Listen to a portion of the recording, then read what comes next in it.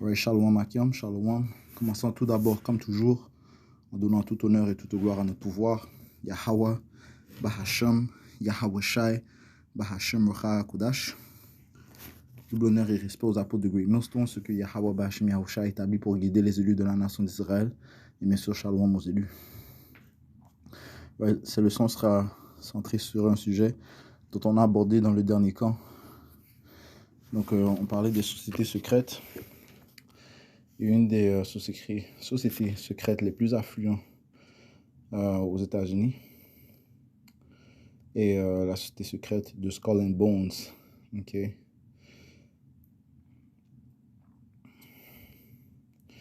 Et ça dit ici que le Skull and Bones est une société secrète de l'université de Yale. A été fondée en 1832. Ok. Et beaucoup de gens, soi-disant notables, ont fait partie de ces sociétés secrètes et encore font partie de ces sociétés secrètes. Des individus tels que Bush, les Bush, la famille Bush.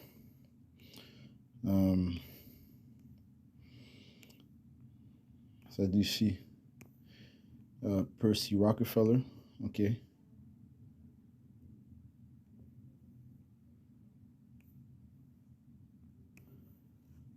Harvey Hollister Bundy, ok.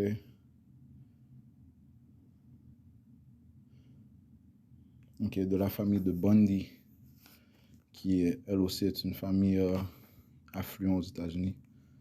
Ok, encore une fois, les Bush. Et un individu qu'on a mentionné dans le camp, c'est Averell Harriman, ok.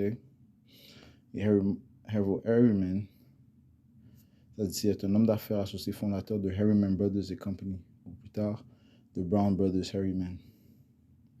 Ambassadeur secrétaire au commerce des États-Unis, gouverneur de New York, président directeur général de l'Union Pacific Railroad, Brown Brothers Harriman et le Southern Pacific Railroad. So, c'est vraiment sur cet individu que on va apporter des informations. Ok. Averell Harriman. Il est en fait mentionné dans un livre qui s'appelle les 6 sages. Ok. Ou les rois mages, ça dit ici. Les sages, 6 amis et le monde qu'ils ont créé. Ok. C'est un livre non-fiction écrit par Walter Isaacson et Evan Thomas. Ça dit ici, publié par Simon et Chaucer en 1986, il décrit les actions d'un groupe de responsables du gouvernement fédéral américain et de membres de l'établissement de la politique étrangère de la côte Est. Dès l'après-Seconde Guerre mondiale, le groupe a développé une politique d'endiguement visant à traiter avec le bloc communiste pendant la guerre froide. Ils ont également contribué à l'élaboration d'institutions et d'initiatives telles que l'OTAN. Okay? Donc, ils ont joué un rôle important pour la création de l'OTAN, la Banque mondiale et le plan Marshall. Ok, so, ça dit ici le livre identifie 6 personnes qui ont été d'importants conseillers en politique étrangère auprès des présidents américains de Franklin D. Roosevelt à Lyndon Johnson et qui ont eu une influence dans le développement de la politique étrangère. Okay? Ils ont eu une influence dans le développement de la politique étrangère américaine de l'époque et de la guerre froide. Les 6 sont Dean Hashen, Charles E. Bolin, Averell Harriman, okay? George F. Kennan, Robert A. Lovett, John J. McCloy.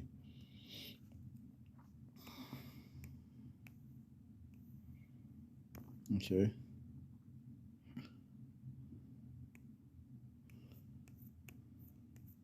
So, allons voir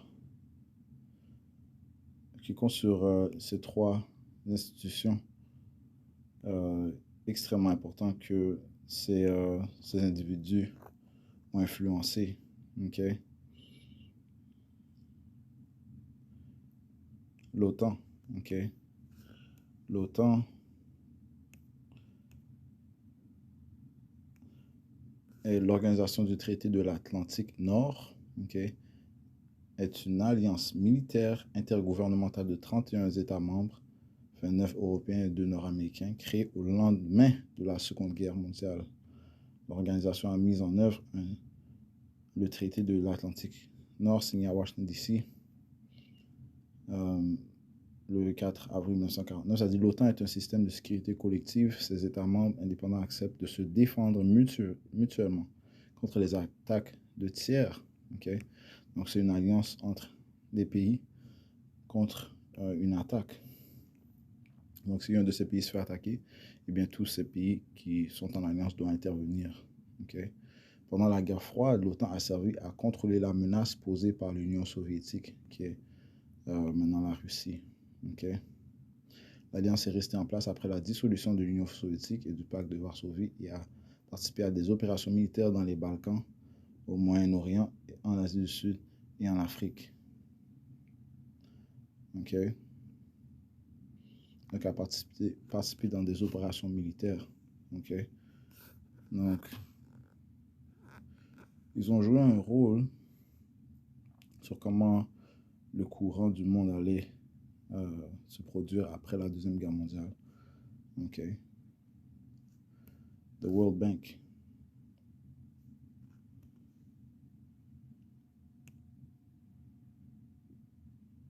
Okay?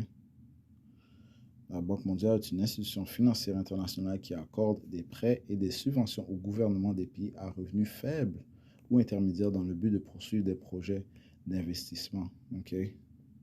Ils accordent des prêts. Okay? Mais les prêts, bien sûr, viennent avec des intérêts. Okay? Donc, ça sert en fait à juste mettre les... Ils disent c'est aider les autres pays, mais en fait, c'est pour les mettre dans des intérêts et pour bénéficier des ressources de ces pays, okay? Puisque la plupart des pays ne pourront pas rebâtir, ne pourront pas repayer ces prêts, okay? Okay, leurs dettes. Okay, donc ça bénéficie le prêteur. Okay? Comme les Écritures le disent, le prêteur est serviteur, non, celui qui prête est serviteur de celui qui donne. Okay? Donc ça, je dis ça bénéficie le prêteur. Quand je dis prêteur, je parle de celui qui prête, celui qui donne. Okay? Donc ça bénéficie les institutions financières. Okay? Créancier.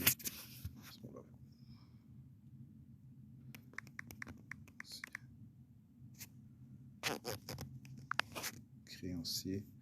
Personne titulaire d'une créance et pouvant à ce titre réclamer une certaine prestation. Ouais, il y a le créancier et le débiteur. Okay. Le créancier, c'est celui qui donne l'argent, okay, qui prête l'argent au débiteur. Ok.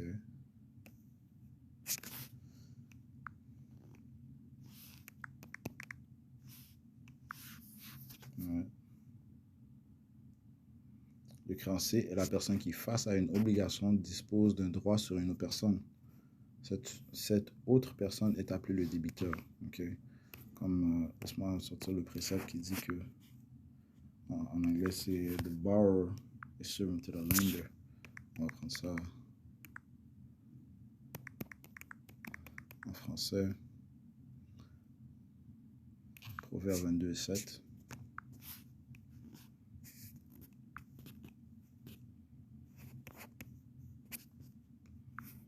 Le riche domine les pauvres et l'emprunteur est serviteur du prêteur. Ok, ouais, ok, sur le prêteur, celui qui prête l'argent, l'emprunteur, celui qui emprunte l'argent. L'emprunteur, c'est le débiteur, le prêteur est le créancier. Ok, pour que les choses soient mises au clair. Ok, so, ces institutions telles que la Banque mondiale profite, bénéficie le prêteur. OK? Oui, l'emprunteur bénéficie de l'argent pour bâtir, you know, mais il est en dette. OK? Ce qui le fait le serviteur du prêteur. OK? Les intérêts qu'il paye, ils ne pourront pas les repayer. OK? La plupart du temps. OK? Ça dit que la Banque mondiale est le nom collectif de la Banque internationale pour la reconstruction et le développement et de l'Association internationale de développement. 2 des 5 organisations internationales appartenant au groupe de la Banque mondiale.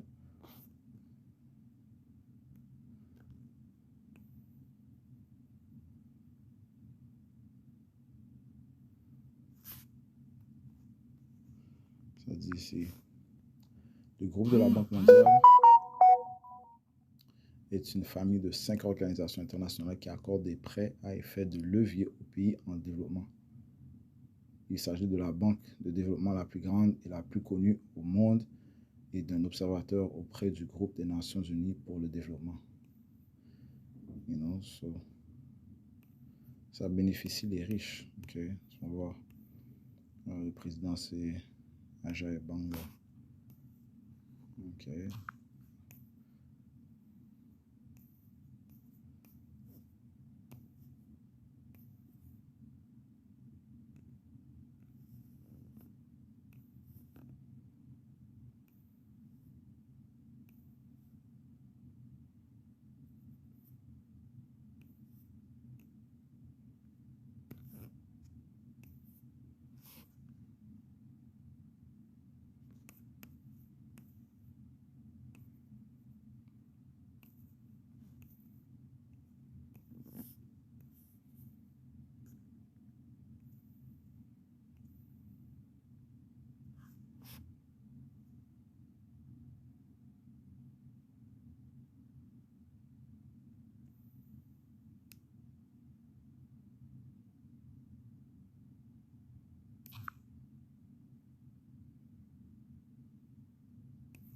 Se retournant à la Banque mondiale, ça dit s'il a été créé avec le Fonds monétaire international, International Monetary Funds, lors de la conférence de Bretton Woods en 1944. Okay. Après un démarrage lent, son premier prêt a été accordé à la France en 1947. Dans les années 1970, elle s'est concentrée sur les prêts aux pays en développement, s'éloignant de cette mission dans les années 1980. Au cours des 30 dernières années, elle a inclus des ONG et des groupes environnementaux dans son portefeuille de prêts. Sa stratégie de prêt est influencée par les objectifs de développement durable des Nations Unies ainsi que les garanties environnementales et sociales.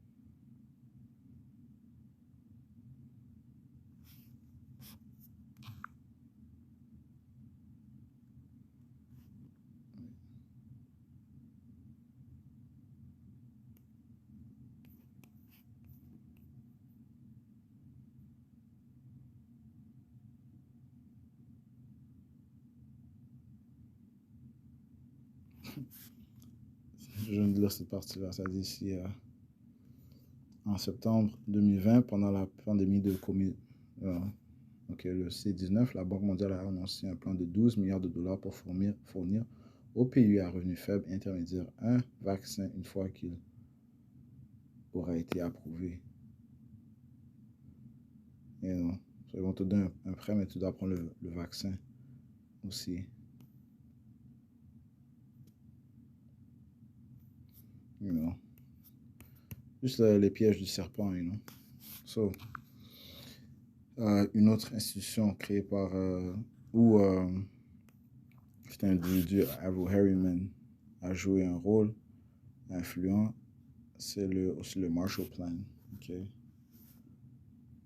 le Marshall Plan, le plan Marshall. Sur le plan Marshall, officiellement le programme de relance européen, était une initiative américaine adoptée en 1948.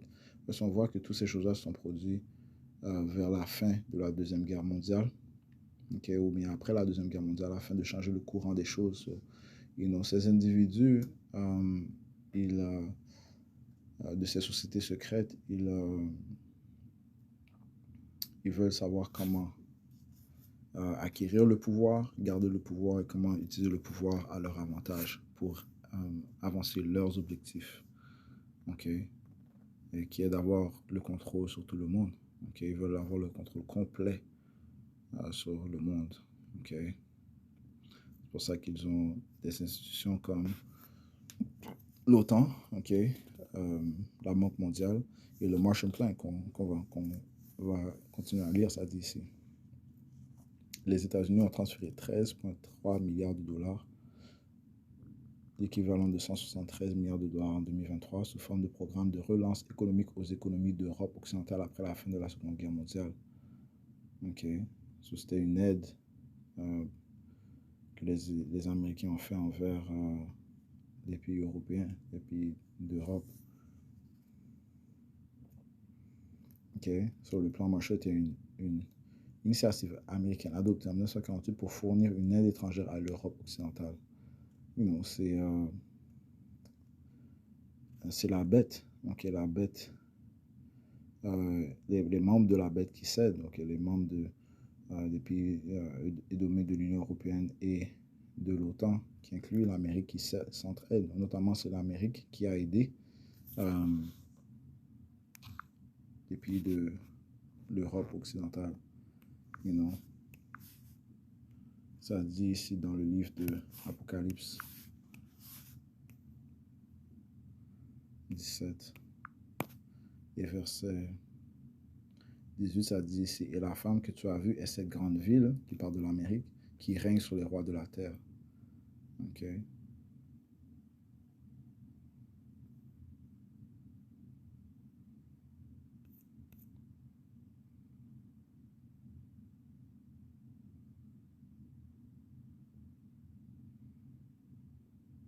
Apocalypse 17 et verset 1, et là vint l'un des 7 anges qui avait les 7 fioles et me parla me disant, viens ici, je te montrerai le jugement de la grande prostituée de l'Amérique qui est assise sur de nombreux eaux.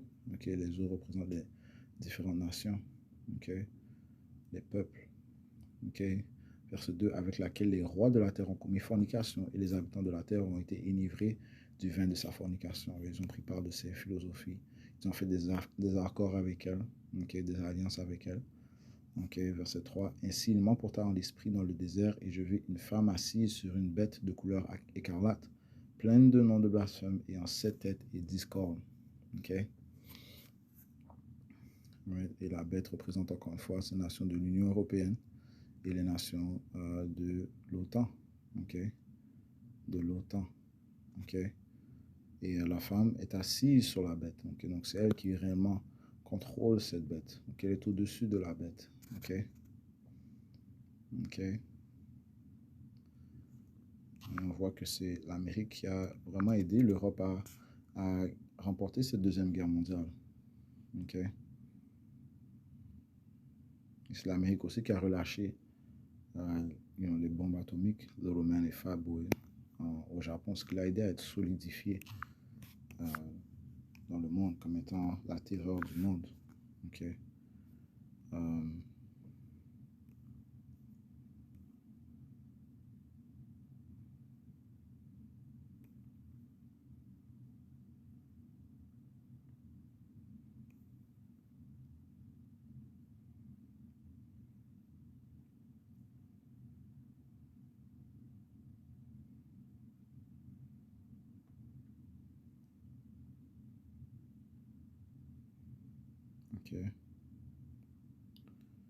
Verset 12, Apocalypse 13 et verset 12, ça dit ici, elle exerce tout le pouvoir de la première bête devant elle. La première bête représente l'ancien empire romain. Cette nouvelle bête représente la renaissance du nouvel empire romain. En anglais, on dit le Revived Roman Empire, le système dont on se trouve présentement, ok, qui est encore constitué des nations de l'OTAN et de l'Union européenne, ok, qui est réellement régné par l'Amérique, ok, et entraîne la terre et ceux qui demeurent à adorer la première bête dont la blessure mortelle était guérie, ok, l'ancien empire romain, ok, est revenu dans son pouvoir dans le temps où nous sommes présentement, verset 13. Et ces nations sont régnées, bien sûr, par des Édomites, que les proclamés en blanc. Okay, verset 13. Et elle fait de grands prodiges, de sorte qu'elle fait descendre le feu du ciel sur la terre à la vue des hommes, okay, faisant référence aux bombes atomiques qu'elle a relâchées, okay, le pouvoir de faire jeter des bombes des cieux. Okay. Et elle trompe ceux qui demeurent sur la terre au moyen de ses miracles, okay, sa technologie, okay, sa force militaire, sa déception qu'elle avait le pouvoir de faire à la vue de la bête, disant à ceux qui demeureraient sur la terre qu'ils doivent faire une image de la bête laquelle avait la blessure de l'épée et survécu. Right, so, ils sont en train ils bâtissent cette infrastructure d'un nouvel ordre mondial. Okay? Et ça commence par les sociétés secrètes. Les sociétés secrètes, les individus de ces sociétés secrètes, ils s'assoient ensemble pour planifier comment sera le courant, comment se produira le courant de le futur, ok? Tant de créer l'histoire, ok? C'est pour ça qu'ils ils jouent des rôles influents dans ces différentes organisations, ok? Telles que le plan Marshall, la Banque mondiale et l'OTAN.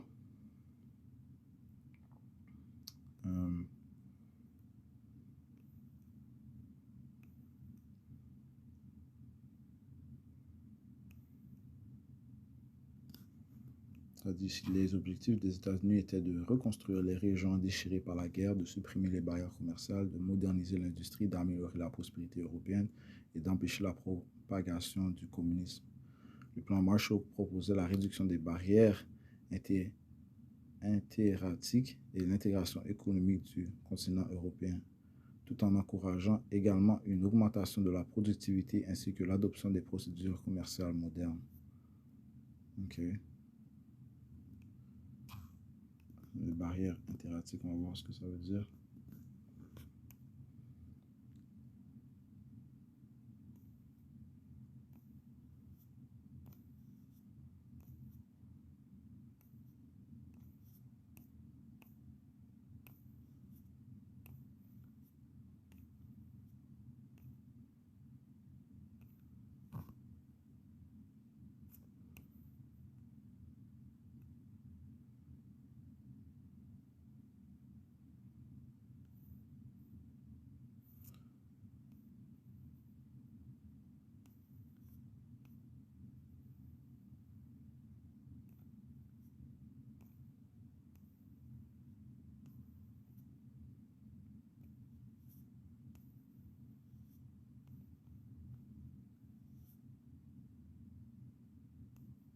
Si je ne me trompe pas, c'est pour faciliter l'échange entre les pays européens.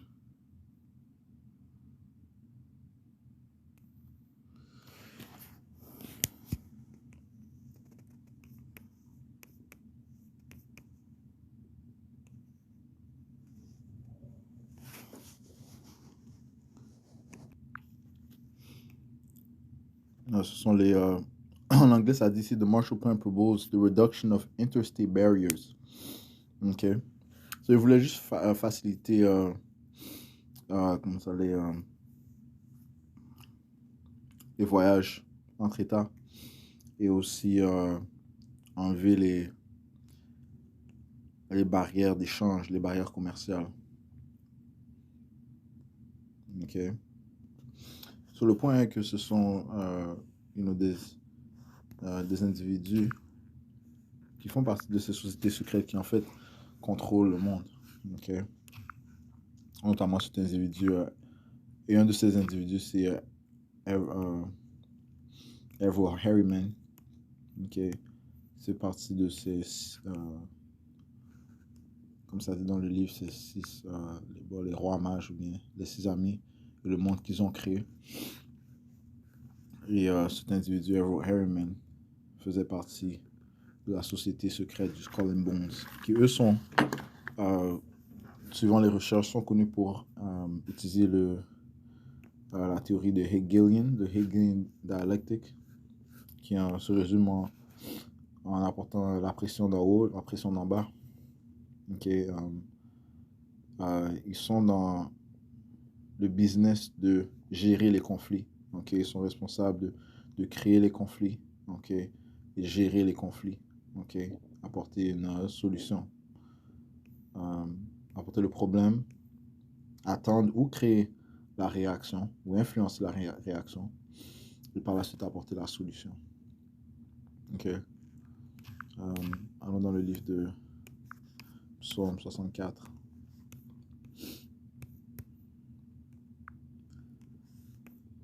Et verset 1, ça dit, entends ma voix, ô Yahweh Bashmi Aosha, dans ma prière, préserve ma vie de la crainte de l'ennemi, protège-moi du conseil secret des hommes immoraux, de l'insurrection des ouvriers d'iniquité, qui aiguisent leur langue comme une épée. Désolé, leur langue, ça fait référence aux législations qu'ils mettent en place. Okay. Et bandent leur arc pour tirer leurs flèches, c'est-à-dire des paroles amères, afin qu'ils puissent tirer en secret sur l'homme parfait. Soudainement tirent-ils sur lui et ne craignent pas. Okay. So, leur but, c'est d'avoir le monde sous leur captivité. Et le premier sur qui ils ont leurs yeux visés, ce sont les Israélites, qui sont les soi-disant noirs latino-amérindiens. Okay. Verset 5, ils s'encouragent l'un l'autre dans une mauvaise affaire, ils parlent de tendre des pièges secrètement, ils disent qui les verra. Ils cherchent partout les iniquités, ils accomplissent une recherche assidue. La pensée intérieure de chacun d'eux et le cœur sont tous deux profonds. Ok? Right, so, le Skull and Bones, okay, une des sociétés secrètes qui est très affluent dans le monde,